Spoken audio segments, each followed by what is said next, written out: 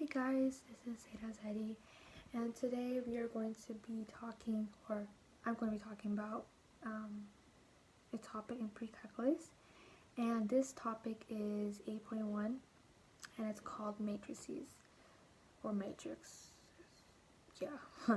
So basically this topic is based on matrices and numbers mostly, depending on linear systems or equations, sorry, and all of those, um, adding, subtracting, division, multiplication, all these involved with matrices and more. So basically what we're going to do is that I'm going to show you guys a review of what you should know about matrices, and there are some rules based on what kind of matrices it is, but these are the most common ones that you should know about, and let's get started. So basically, so as you see here, a matrix looks like this. So if you didn't know how a matrix looks like, it looks like it's like a bunch of numbers. It depends on what. It's mostly rows of 4 or 3. But it can be 2 and 1 too. It doesn't really matter. But most of the time it's 3 or 4. 4 is the most like common one they have, and 3 also. The 3 is also. So you see how they have 4 right here and then 3 right here. You know. So basically, this is how a matrix looks like. So this is like there are 2 rows and 3 columns. So it's like 2 rows right here. So our row 1, row 2, and then 3 columns, like 1, 2, 1, 2, 3. Okay. Now the augmented matrix is like these are linear systems, or I guess you could call them equations. But yes. So this one example, this one has 2x minus 3y equals to 8, and this one has x plus 4y equals to negative 7. So basically, they put this system on the matrix. So they did like negative 2 right here as the first column, and then negative 3 as the, or sorry, 2, and then the second column would be negative 3, because you see how it's negative 3 right there, and then 8. So then 1, so basically x is basically based on 1. So x is 1, and then 4y will be equal to 4. Sorry. And then the negative 7 will be equal to negative 7. So basically, this is how it looks like it's like basically substituting a matrix, and yes. So row echelon form now, or sorry, echelon form. So row echelon form it has specific rules that you should know about. Sorry guys, let me just. So it has like specific rules that you should know, and the rules they have is that a matrix in row echelon form has the following properties. Okay. First one is any rows consisting entirely of zeros occur at the bottom of the matrix. So right now we don't have anything. We only have 2 zeros, and the 1 and 3 is the other 2 sums. Now, number 2, for each row that does not consist entirely of zeros, the first non-zero entry is 1, called a leading one. And you see how this is 1 and then 0, 0. That means that this is a row echelon form. And this is what it means. It has specific rules. Like it's based on like the solution they have. And the third rule is that for 2 successive non-zero rows, the leading one is in the higher row is farther to the left than the leading one in the lower one. So that's also another one that people get confused about too. But right now we don't have that, because we only have the rule number 2, which is how there is 1 and then 0, 0 as the column. So this is how it looks like in the column, and yeah, so we're gonna get started with the problems, and hope you guys enjoy. Okay, so this is the first problem, and this one consists of augmented matrix, and the augmented matrix is always the one with the linear equations that substitute to a matrix form. So in order to solve for this, we need to look at the numbers. and identify where this could be located at. So the question states, write the argumented matrix for the system of linear equations. So in order to make this in the matrix form, just again, like I said, we have to identify the numbers. So first, let's talk about 9. Let's talk about the first equation. So the first one is 9 and 7 and 27. They're all positive. So that means there's no negative at all, and we just have to put them as the form. So and actually an equal sign, so basically an equal sign in every matrix is always like this. Okay, it's always 3 dots all the time. Okay, just like I forgot to tell you guys that before I started, but yeah, so it'll be 9, and don't put x or y, just put as a sum, just put individual sums, no x and y located at. Okay, so 9, 7, and then 27. Okay, next one is 2 minus 8, 2x minus 8y equals 13. Now basically this will be 2.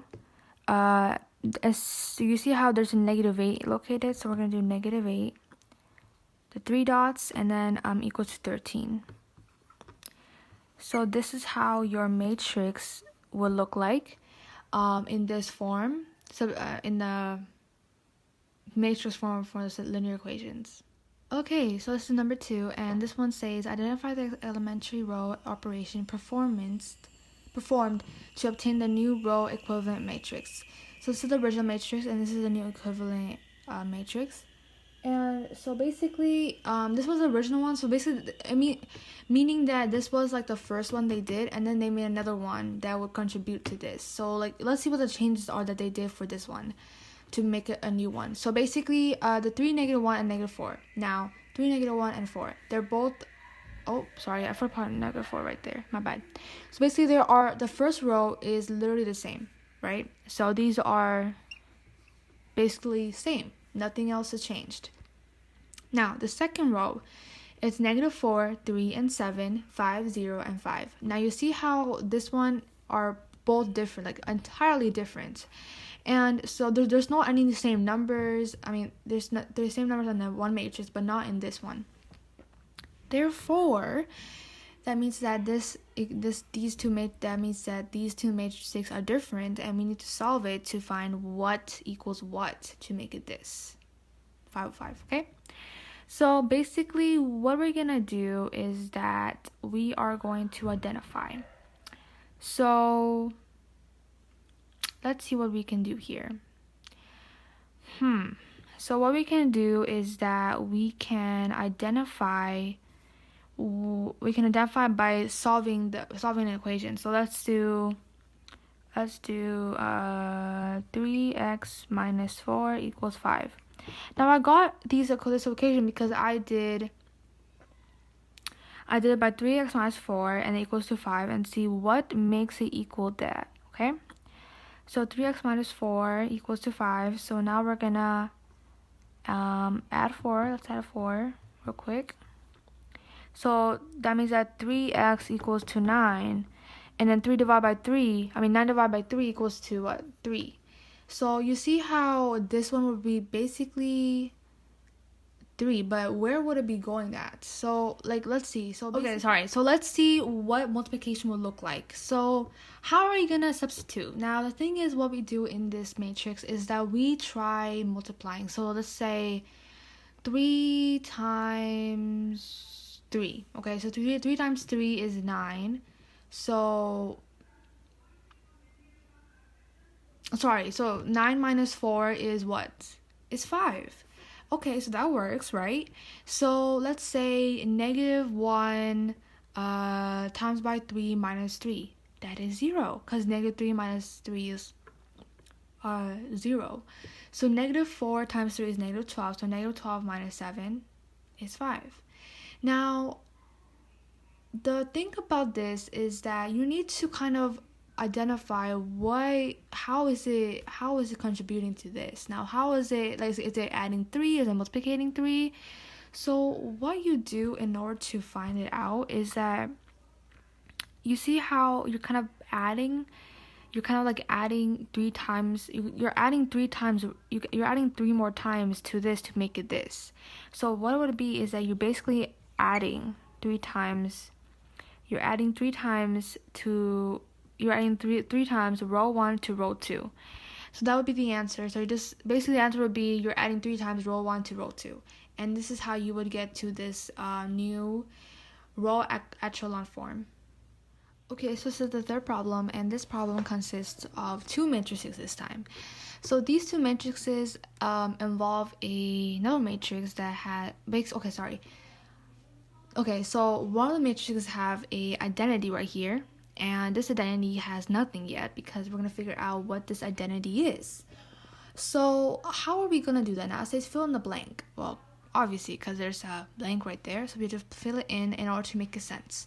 So what we're going to do is that we're going to look at the fraction. Now you see the fraction has a dividing of a 3. So it's like 8 divided by 3, right? So it's like 8 over 3 as a fraction. So as you see here, like 3 and 1 and 8, and you kind of see like how it's kind of contrasting a little bit. You see, look at the similarities. So I mean, not look at the similarity, but look at how it's kind of operating. So like 8 and 3, right? So you see 8 was first, and then now it turned into 8 again. Then 3 here, and then it turned into 1. So if you think about it now, think about how this how this sum turned into a fraction. You divided it, right? So that means that 3 most definitely was divided by 3 also, that made it to a 1. Because 3 divided by 3 equals to a 1. So wouldn't that make sense? Right? So as you see here, like if you think about it, because listen, 8 is not a perfect number, and 3 is not a perfect number either. But if 9 was if this was 9, that would turn into what? A 3.